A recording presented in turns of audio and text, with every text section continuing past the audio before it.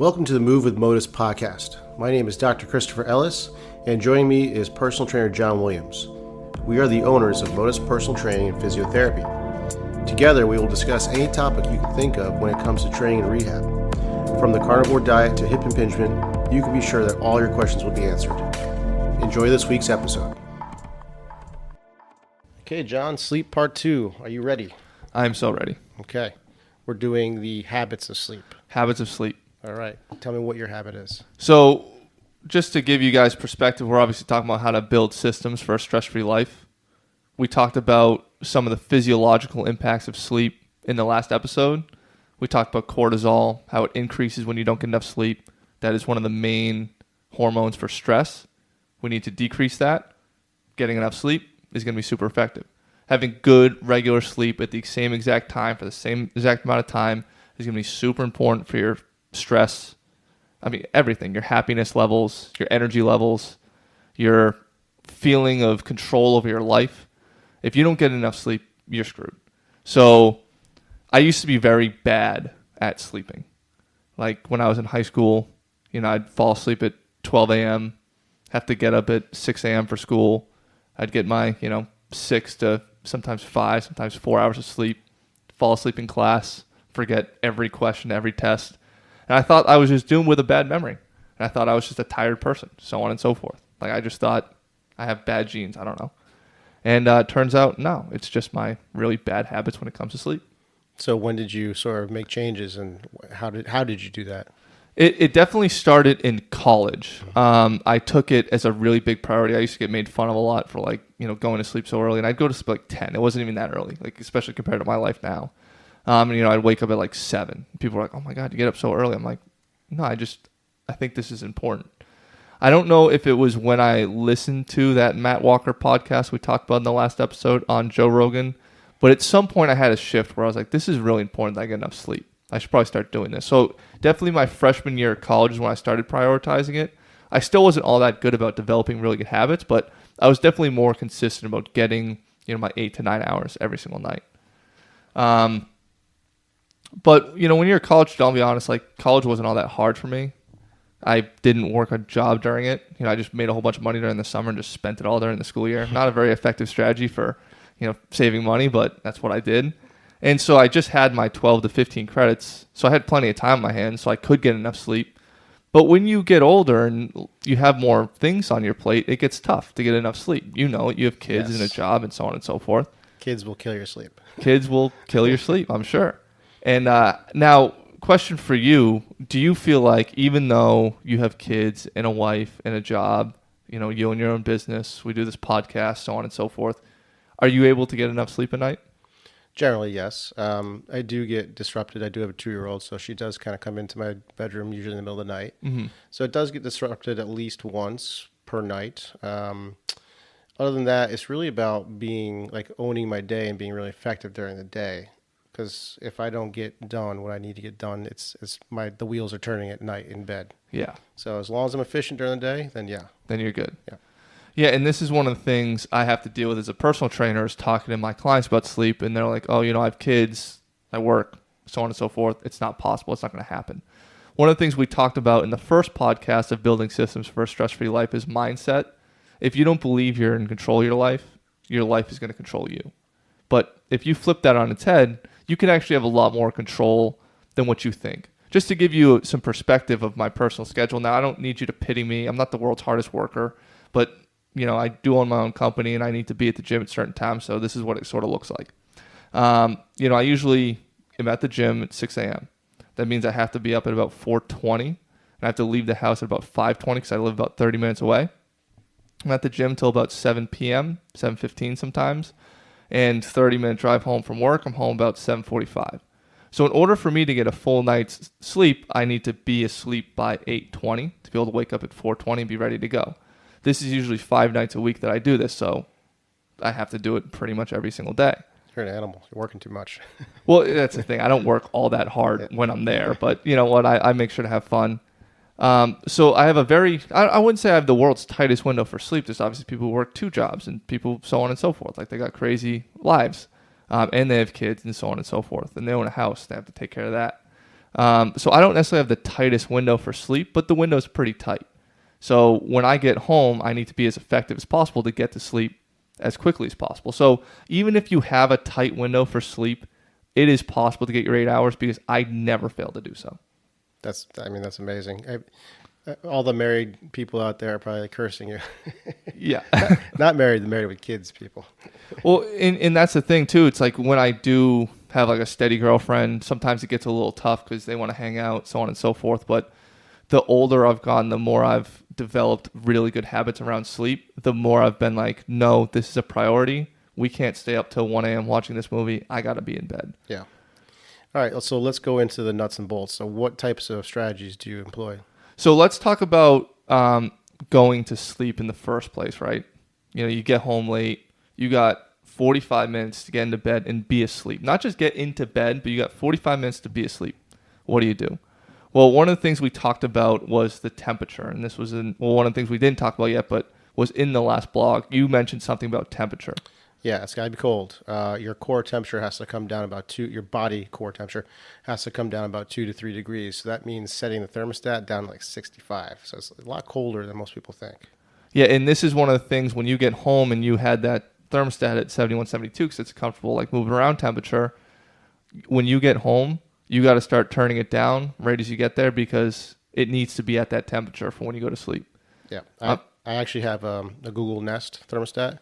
So you can set, you can basically have it like a slow descent into 65. It's perfect.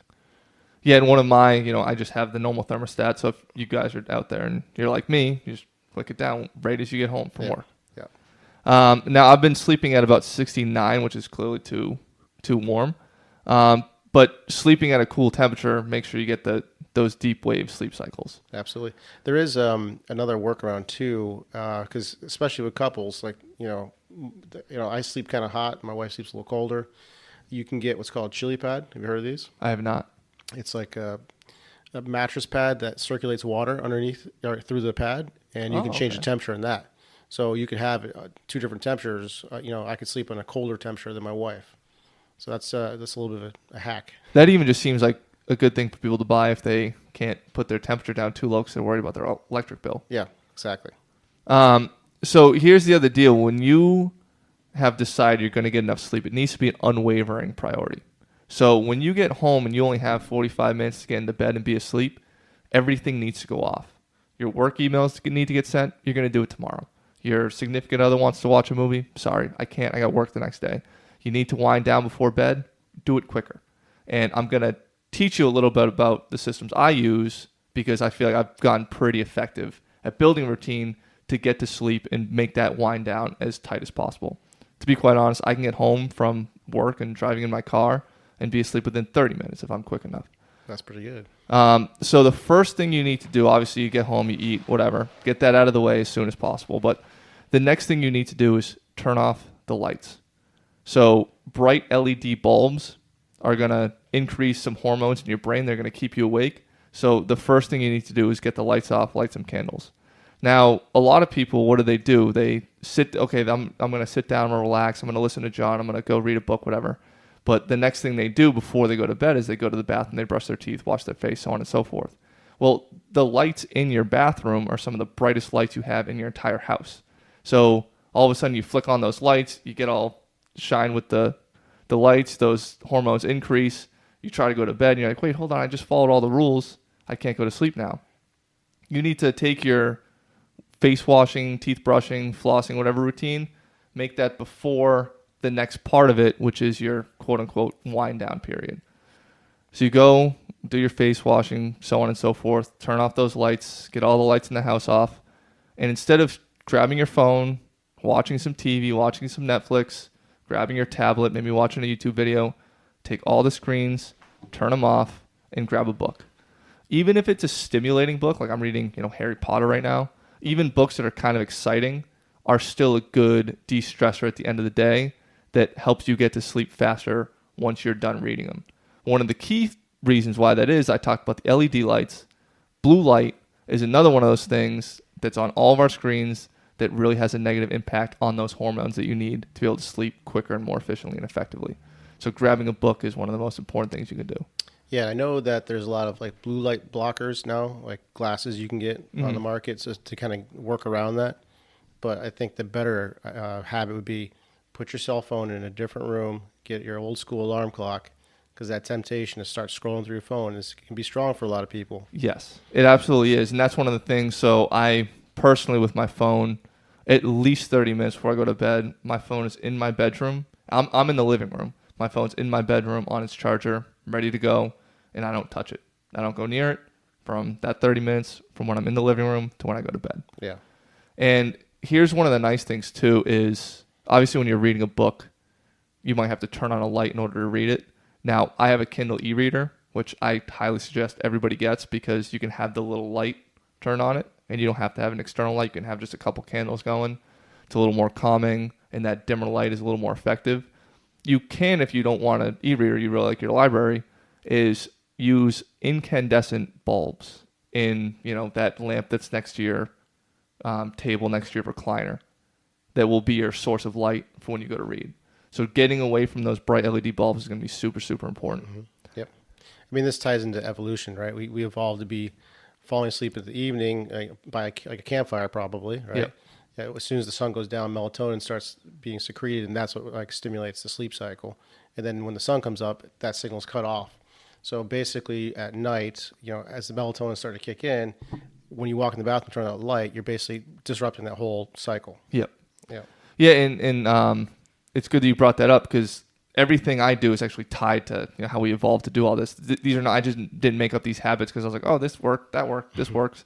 One of the things you can do, it's not something I do personally, but you can actually play the sound of a campfire, and it will increase your deep sleep waves. Research has actually shown that to be true. That's interesting. I did not know that. Yeah. So, just another little life hack. Not something I do personally, but something you could try if you're still struggling after all these things. So, okay, you're in the living room, reading your book. You're getting tired, getting a little drowsy. You're like, okay, everything's starting to work. I'm just going to finish the reading in my bed. No, don't do that. Bad idea. Bad idea.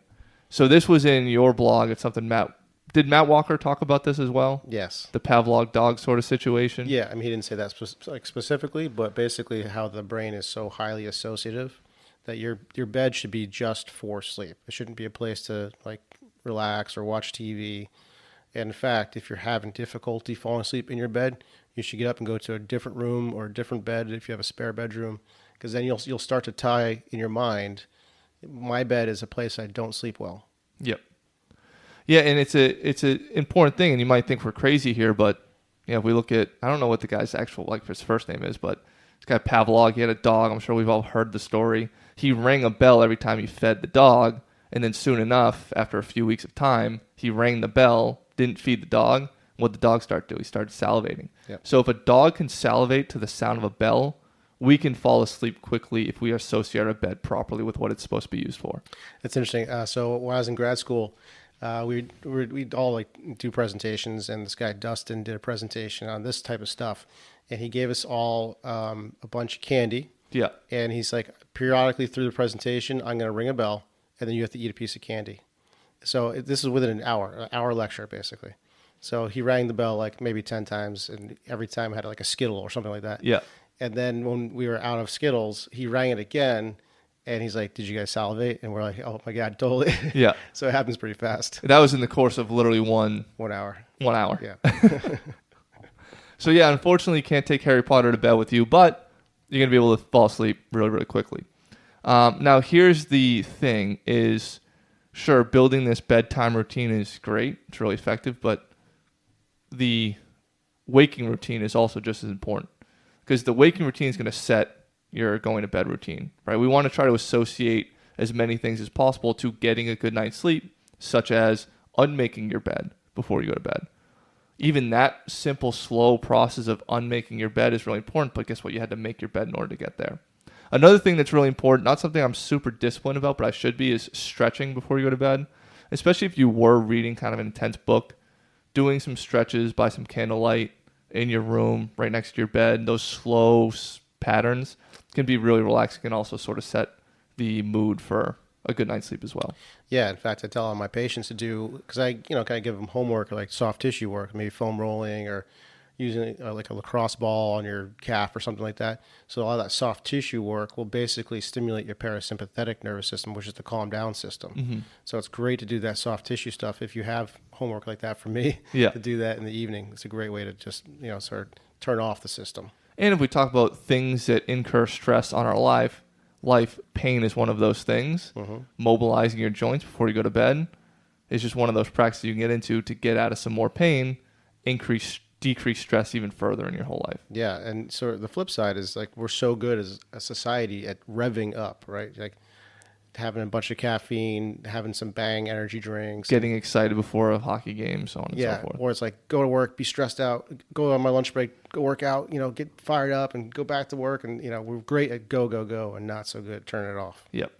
And that's one of the things we should probably mention again in this episode is when it comes to building good habits for sleep, put down the alcohol, put down the drugs, put down the cup of coffee. They're not going to help you. Even if you think you fall asleep faster after, a little bit of weed, after a little bit of drink, it's not, like you said, it's like hitting yourself over the head with a baseball bat. Basically, yep. It turns out being knocked out in a cage fight isn't quite the same as getting a good night's sleep. Not even close. Now, here's one of the things, like I said, on the flip side that we have to be thinking about is the waking routine. Because the waking routine, we want as much regularity in our sleep as possible. And the more regular we can make it, the more consistent we can be, the more we can associate certain times with being asleep.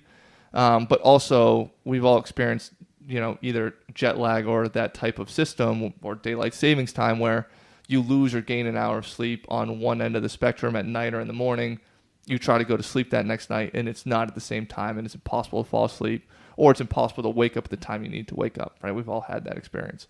So building a good waking routine is absolutely part of this whole process.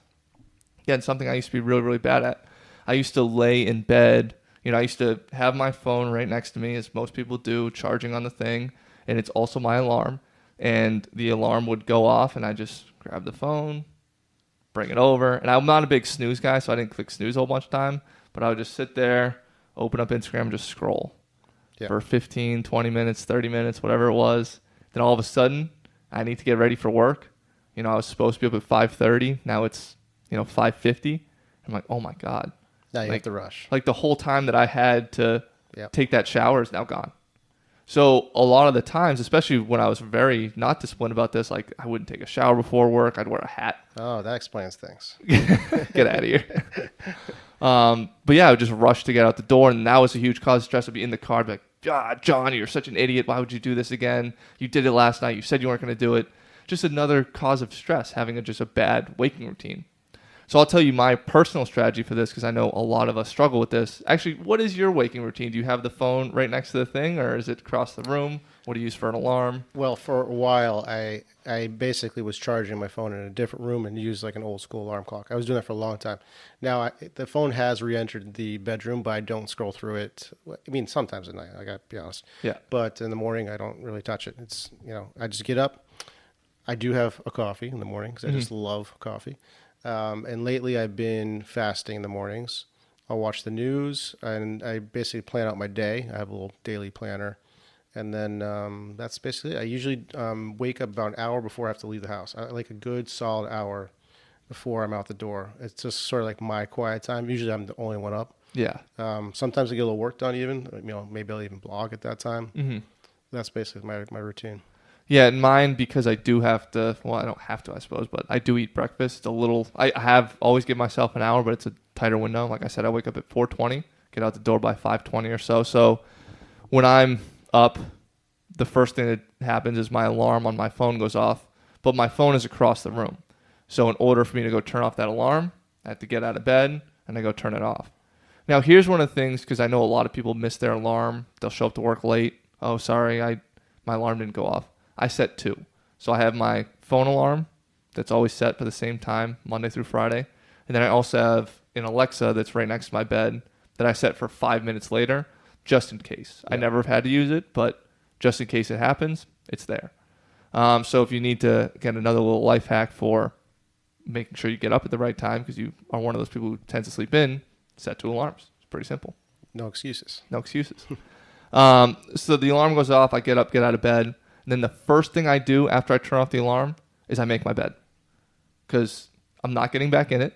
So I need to sort of shut that as a possibility. But also at the same time, it also sets my sleep routine because I unmake my bed in order to go to sleep. Sort of gets the whole mood right and associates my bed with sleep. And also the other thing that happens when you make your bed every single morning is, let's say it's a Saturday and you have nothing going on, or better yet, a Sunday, you have nothing happening. At least you made your bed. Let's say you weren't productive at all. Say you did nothing. You just sat on the couch and watched Netflix. At least you made your bed. At least you did something you can look at and be at least a little bit proud of. My wife will like that because I do not make my bed. Well, honestly, because she's usually in it when I leave the house. But even on weekends, I don't make my bed. When it just comes to building systems for a stress-free life, we want as little clutter, whether that be like physical clutter, material clutter. We don't want to have to do chores. We don't have to clean things. So if you just build little habits, you're always making sure everything's in order. There's less chaos. There's less stress. Having a made bed in my personal life has made me significantly less stressed. It's also made me feel better about myself. I feel like I have a little more self-respect. I feel like that about the kitchen. I can't stand a dirty kitchen. Yep. So that's actually part of my morning routine. If there's anything in the sink, I'm washing that. Mm-hmm. I like a nice, clean sink. Yeah, I like that. So the next thing I do, right as I get up in the morning, is I get myself clean. Go take a shower, go brush my teeth, shave, so on and so forth. And I also have built I'm not going to tell you my, bathroom routine because everybody's going to be different based on their needs. Obviously, you're a girl, you don't need to shave your face, but you might need to shave your legs or something. Do you floss? I do floss. There you go. But usually that's a nightly thing or middle of the day after I've had some food. But I do my whole grooming routine. I've given myself plenty of time to do it because I haven't been spending my time laying in bed, scrolling through my phone. And this is important too when it comes to decreasing stress because we're so focused on our external appearance. We're so focused on how other people see us. So if we have a really good, efficient routine to look consistent every single day, we've just decreased a lot of the stress we have, right? Oh, I must have something in my teeth. I didn't brush my teeth this morning. Oh, my hair's a mess. I didn't get to do it right the way I wanted to. Oh, I didn't put my makeup on, so on and so forth. Mm-hmm. But if you have a good, consistent routine, you're good to go. Yep. I love it. This is all good stuff. I'm going to start making the bed just for you. Thank you. My wife thanks you. One thing too has changed for me is prioritizing. So I used to, if I had a bad night's sleep, I would still I still have to go to the gym. I still have to work out. My decision making behind that's changed. So if I say I come home from work because I get home usually around 2, if I had a bad night's sleep and I want to work out, now I'm going to sleep rather than work out. That's my new decision making. Yes. I just think there's more to be gained from that than a sort of half-assed workout. Yes. I could not agree more. Obviously, the way we've put out these blogs and podcasts in this order for building a system for a stress-free life is intentional. We talked about mindset in the first episode. We're talking about sleep in the second episode. I actually think if you can create a good mindset and get more sleep, many of the things you need in life fall into place a lot better than just being like, I'm going to work out all the time and eat better. Well, it's really hard to do those things if you're not getting enough sleep and your mindset sucks. Yeah, I think it's important to point out that these things that we're talking about are like ideals. It's not really a destination, it's more of a direction, right? I couldn't agree more. Right, so I don't do all of these things all the time. Like I mentioned, I drink coffee in the morning and I sometimes have my phone in the bed, sometimes. But it's something in the back of my mind I'm thinking about. And the more I can do it, the better my next day is. Mm-hmm. You ever hear that expression, like a baseball pitcher's fall through changes their wind up? I kind of think of it like that. If you set yourself up right, everything's going to flow nicely. Yes, I completely agree. I would say my failure rate for these things when it comes to sleep is probably about 10%. But at the moment I am, a single guy, so I don't have anybody else to sort of worry about screwing up that system. So my failure rate's pretty good. Yours might be more. But I also talked about like 10 different habits you need to build in order to get a good night's sleep. Each and every single one of these individual habits either took me months or years to develop. So don't think you can listen to this podcast, know exactly what to do if you liked all of it, and then implement it the next day and not get incredibly frustrated. Don't think it's impossible. It took me the order of 7 years to get all of this down, and I still said my failure rate's 10%. And to be quite honest, the scrolling Instagram on my phone thing, I actually have a habit track. Well, I just write it on my little whiteboard how many days I've been doing that, making sure I don't do that. I'm only at 80 days. So I've only broken that habit in the past few months. So each of these things is going to take you months or years to be able to do and do consistently and do at a very low failure rate. So expect to get frustrated, expect to feel small after trying to do this, but it's going to be worth it. As long as it takes you, it's going to be worth it. Yeah, I would even say like maybe pick one or two of the habits, try to incorporate them, and then slowly add in more and more. Absolutely. It's like a golf swing, right? If you try to change too many things at once, it's all going to fall apart. Yeah, don't bite off more than you could chew. Exactly. I will say I created an app called Dynamic Mobility, and in it, it's a free... Oh, shameless plug. No, well, no, I have all my patients download it. It's free. There's a health tracker in there, and you can track your pain levels and your sleep quality. So I like seeing that over time, so you can start to see the relationship between pain and lack of sleep.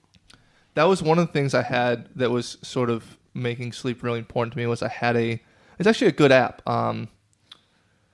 It's called Sleep Cycle, which was a good sleep tracking app if you don't have like a fitness watch. But the problem was you had to have your phone right next to you, and that was like the alarm would go off, and then it would, I'm rushing to get out the door because I'm scrolling through Instagram again. So there you go. Unfortunately, I couldn't do the sleep tracking app, but I'll try your... Yeah, it's real simple. It's a 0 to 10 slider. You just kind of rate what your sleep is. Same thing with pain. And there's a couple other health tracker items in there as well, like hydration. But yeah, usually if you track over time, you're going to start to see a trend develop. There you go. Yeah. I'll have to check that out. And so you have a lot of habits in here. Where can people find your blog on this? So the blog is on motusnaples.com/blog. They're all going to be right there. And they're all under the title Stress-Free Life, Part 1, Part 2, so on and so forth. Good. So it's a lot of great info. Anything else we want to add? I think that's it. All right, John. Great to talk to you as always. We'll see you next week. See you next week. Thanks for listening to our podcast. If you have any questions you want answered, find us on Instagram at Motus Naples or send us an email. You can fill out a contact form on our website, which is motusnaples.com. Make sure to check out our blog and our shop as well, where there are downloadable programs that we'll continue to update. This is the Move with Motus podcast. We'll see you next week.